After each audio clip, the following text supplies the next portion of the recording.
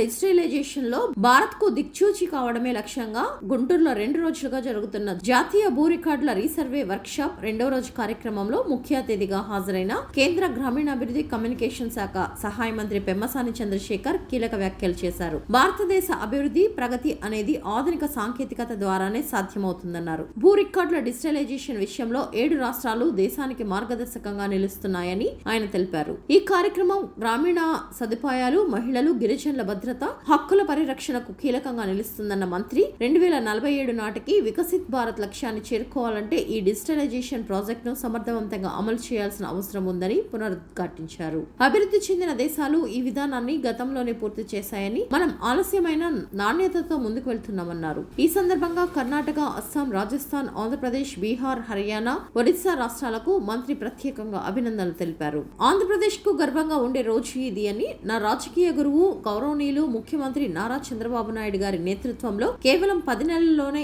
ఈ భారీ కార్యక్రమాన్ని విజయవంతంగా పూర్తి చేయగలిగారు అని పెమ్మసాని ప్రశంసలు కురిపించారు. ఇక ప్రాజెక్టు విజయాన్ని చాటుతూ 3 లక్షల చదరపు కిలోమీటర్ల భూభాగాన్ని ఇప్పటికే కవర్ చేశామని, ఇది కొలాబరేటివ్ ఫెడరలైజేషన్ కి నిదర్శనమని ఆయన పేర్కొన్నారు. పూర్తి స్థాయిలో డిజిటలైజేషన్ సాధ్యమైతే ప్రజలకు ఖచ్చితమైన పబ్లిక్ యాక్సెస్ ఉన్న భూ రికార్డులు అందుబాటులోకి వస్తాయని, భారత ప్రభుత్వం విధానపరంగా, సాంకేతికంగా, నిధుల పరంగా పూర్తి మద్దతు అందిస్తుందని స్పష్టం చేశారు. ఈ కార్యక్రమంలో శ్రీమతి జి జయలక్ష్మి, మనోజ్ జోషి, డిఎస్ జోషి తదితర ఉన్నతాధికారులు పాల్గొన్నారు. భూముల భద్రత, ప్రజల హక్కుల రక్షణకు తొలి అడుగు డిజిటలైజేషన్ ద్వారా విజ్ఞాన భారతం వైపు మేం ముందుకు సాగుతున్నామని అన్నారు పెమ్మసాని.